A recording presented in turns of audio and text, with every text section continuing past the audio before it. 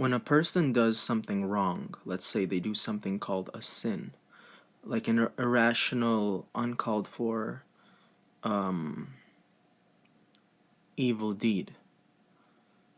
Yeah, I did wrong, but then people wonder, how do you make up for it? Do you repent? Do you do good deeds to make up for it?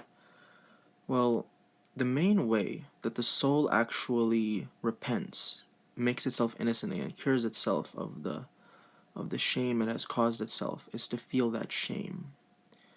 Now, you can feel the shame on the earth, you can feel the shame up in heaven,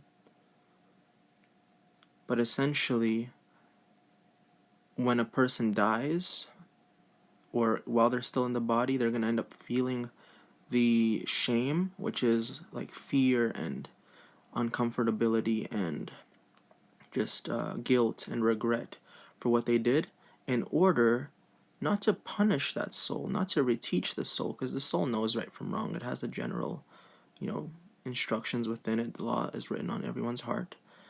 So instead of just to punish that soul for no reason or to reteach them, it's more of just curing the soul and taking all of the shame that is inside the soul out of that soul by processing it as it sees what it did in a spiritual way and feeling the regret and shame in order to cure it, because the soul wants to be innocent on its divine mission.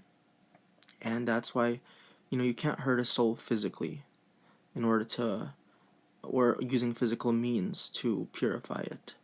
So oftentimes it only waits until heaven, until the soul actually feels the shame, the regret, the guilt that actually is processed, and that kind of cures all that inner shame and guilt that's in the soul.